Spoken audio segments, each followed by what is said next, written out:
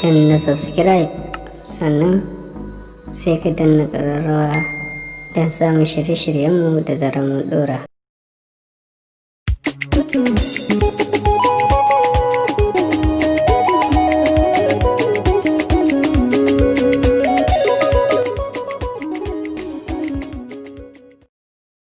Assalamu alaikum warahmatullahi ta'ala wa barakatuhu. Ya musu Ramadan Allah sallallahu alaihi wasallam. Barkamu da wannan lokaci, barkamu da sake saduwa a cikin wannan shiri namu mai suna annabin guda ɗaya ne. Kamar yadda muka yi muku alkawari cewa za mu zo muku da wani sabon bako, to Allah cikin hikimarsa da ikonsa ya kaddara cewa bakon namu yau ɗaya ne daga cikin malamanmu, Malam Yakubu Yakubu, wadda zai gaya mana girma da kadari na manzon Allah sallallahu alaihi wasallam, wadda zai tattauna akan maudu'in girma na salatin manzon Allah sallallahu alaihi wasallam. Malam Yakubu Yakubu, barka da zuwa wannan fili. Assalamu alaikum warahmatullahi wabarakatuh. Assalamu alaikum warahmatullahi wabarakatuh. Wa alaikum assalam warahmatullahi wabarakatuh. Bismillahir rahmanir rahim wa sallallahu ala nabiyil karim. Ya rabbi salli ala alladhi lawlahu ma kana alwujud bi asrihi mawjuda. La alladhi qassastahu bi mahasinin salabal kaliba biha wa hayya mahuda. اللهم صل وسلم وبارك عليه إنما الأعمال بالنيات وإنما لكل امرئ ما نوى يا أيها العشاق والمشتاقين بجمال سيد الوجود صلى الله عليه وسلم.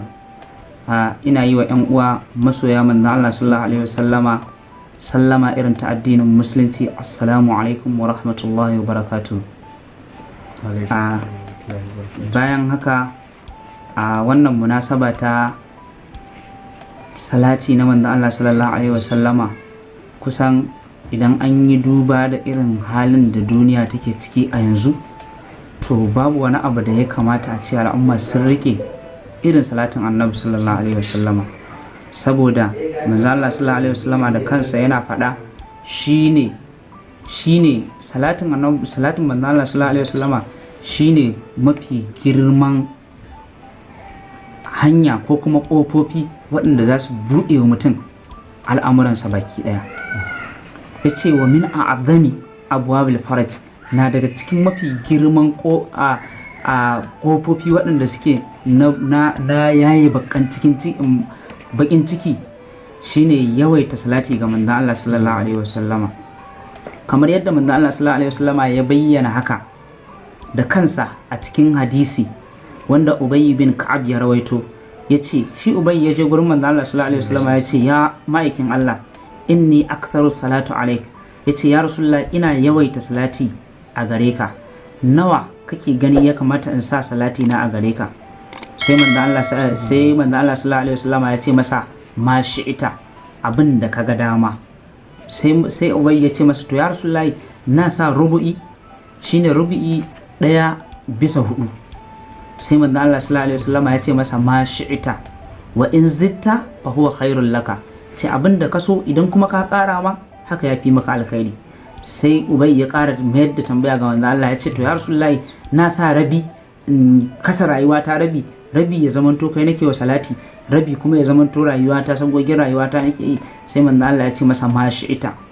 Sai ta yi to sai Ubay ya ce to ya Rasulullahi zan sa gabaki ɗaya rayuwa ta aj'alu laka salati kullaha, zan sanya rayuwa ta gabaki ɗaya ta zamanto salati ne a gare ka. Qala, sai manzo Allah sallallahu alaihi wasallam ya ce izan yakfika hammuka wa yaghfiru zambuka. To idan kai haka Allah zai ajiye ma dukkanin wata bakin ciki da kuma dukkanin wata damuwa, wa yaghfiru zambuka, sannan kuma Allah zai gafarta maka zunubanka. Wannan hadisi Imamu Tirmidhi ya rawaito shi da kuma Hakim a cikin sahihi nasa. A nan ni nake cewa ɗaɗlam ka sani cewa bawa idan Allah ya ajiye masa damuwa, ma'ana Allah ya yaye masa damuwarsa na daga al'amuransa na duniya, zai sauƙaƙe masa dukkanin abubuwa, sannan kuma Allah zai amintar da shi daga dukkanin abin da yake jin tsoro. To saboda haka bawa zai samu cikakken kariya daga bala'o'i, musamman bala'o'in da suke faruwa a yanzu na tsadar kayan abinci, na tsadar rayuwa, da tsadar abubuwa da dai kowa ya san irin halin da muke ciki. Ce to Allah zai kiyaye shi daga dukkanin waɗannan damuwar da suka dame shi, wal fitan, sannan kuma da fitinoni da suke bijirowa al'umma. Fitina ce ta bangaren addini, fitina ta bangaren siyasa, fitina ta rayuwa. A cikin gidanka ma sai a bullo maka da wata fitin da kai baka san da ita ba. To idan mutum yana yawaita salati ga manzo Allah sallallahu alaihi wasallama, a wancan abin da manzo Allah ya ce izan yakfika hammuka, Allah zai ijiye maka ko kuma Allah zai yaye maka damuwarka.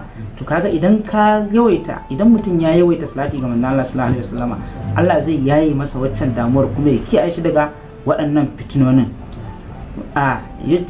Ina nufin ko kuma hakan yana nufin Allah subhanahu wata'ala zai kiyaye shi daga dukkanin abin da zai wajabta masa damuwa ko kuma ya sabbaba masa bakin ciki, na daga talauci da kuma bashi da zalunci da kuma kaskanci, har ma da rashin lafiya da kuma tsoro, duk waɗannan abubuwan. Duk wanda yake rayuwa a wannan zamanin ya tabbata cewa waɗannan abubuwan da na lissafa duk kowanne muna cikinsa, sannan muna neman aminci akan waɗannan abubuwan.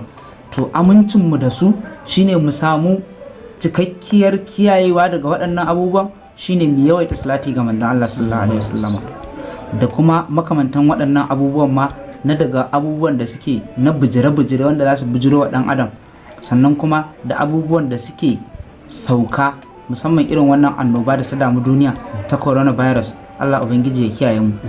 To bawa zai kasance idan yana yawaita salati ga manzon Allah sallallahu alaihi wasallama, zai kasance a irin wannan yanayin Allah ya lamunce masa dukkanin wani al'amura na duniya.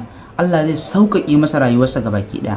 To idan bawa Allah ya sauƙaƙe masa rayuwarsa ta duniya gabaki ɗaya, me kuma zai nema? Shine zai nemi lahira, kamar yadda Allah yake cewa wabtaghi ma ataka Allahu daral akhirah wala tansa nasibaka minad dunya. Allah ya ce a yi salati ga manzon Allah sallallahu alaihi wasallama, shi ma da kansa ubangiji yana yin salati ga manzon Allah sallallahu alaihi wasallama. Idan mutum ya kama salatin annabi, ya yi tarayya da ubangiji a cikin wani aiki da Allah shi ma da kansa yake yi. Allah yana yin salati, shi ya faɗa yana yin salati ga manzon Allah, kai ma bawa, kuma kamar yadda Allah ya umarta ya ce a yi, kai ma bawa sai ka ɗauka kake yi. Allah yana yi, kai ma kana yi. To sai dai kuma da akwai bambanci tsakanin salatin da Allah yake yi wa manzon Allah da kuma salatin da mu muke yi wa annabi sallallahu alaihi wasallam. Mu salatin mu da muke yi masa muna roƙa ne, kamar yadda na ce Allahumma ya ubangiji salli ala sayyidina Muhammadin, kayi salati ga shugaban mu annabi Muhammadu sallallahu alaihi wasallama. To kaga mu roƙo muke yi, sannan kuma mu nema muke yi Allah yayi. Amma shi Allah salatinsa ga manzon Allah sallallahu alaihi wasallama shine yabo da kuma ƙara masa girma. Ai sanin kadarin manzon Allah sallallahu alaihi wasallama a gurin bayi ba zai yi ba. Shi manzon Allah sallallahu alaihi wasallama wani mai faɗa yana cewa ai mutane gabaki ɗaya bacci suke yi, sai an je lahira sannan mutane za su farka su san wane ne manzon Allah sallallahu alaihi wasallam.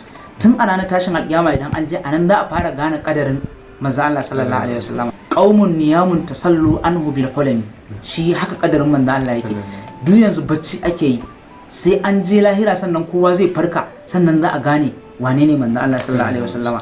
To shi salatin Allah ga manzo Allah shine yana yabansa, sannan kuma yana ƙara masa girma a kowane lokaci. Sannan na daga cikin fa'idojin salati ga manzo Allah sallallahu alaihi wasallama, idan kai wa manzon Allah salati guda ɗaya, to Allah zai yi maka 10 ne.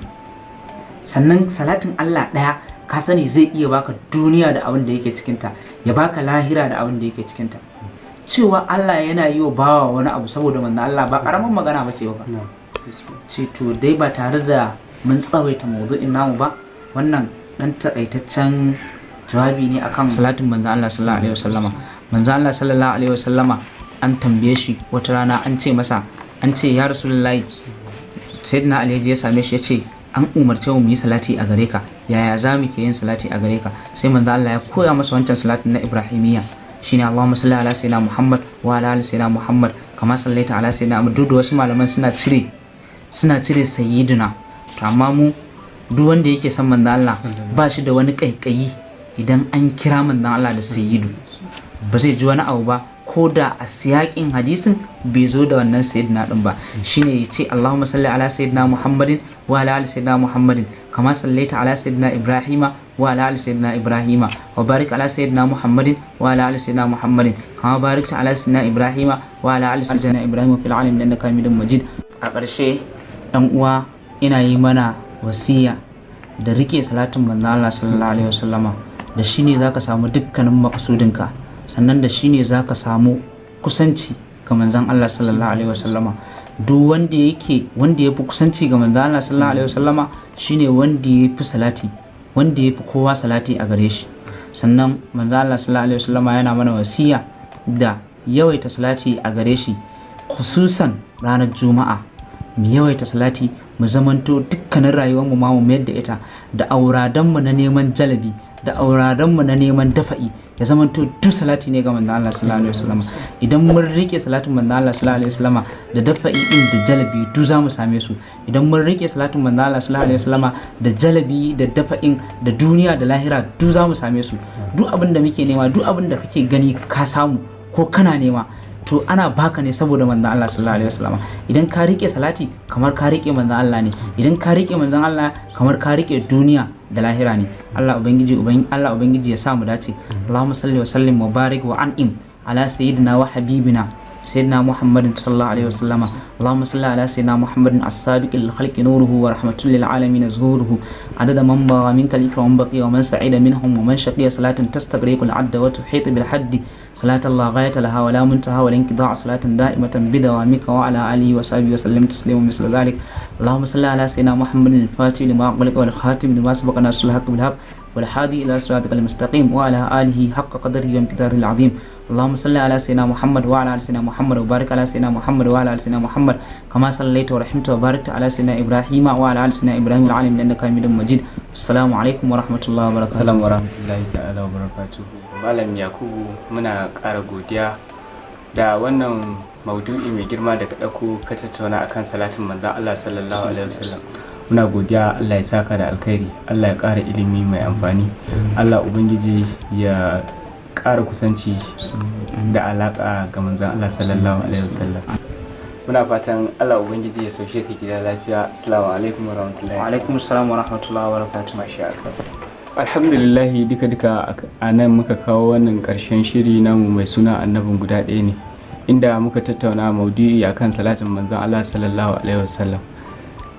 Ni da na gabatar Sadin Annabi Nasidi nake muku sallama irin ta addinin musulunci, sai kuma satin gaba idan Allah ya ƙara sada mu da alkhairinsa, inda za ku ji mu dauke da wani bakon insha Allah. Assalamu alaikum wa rahmatullahi wa barakatuh.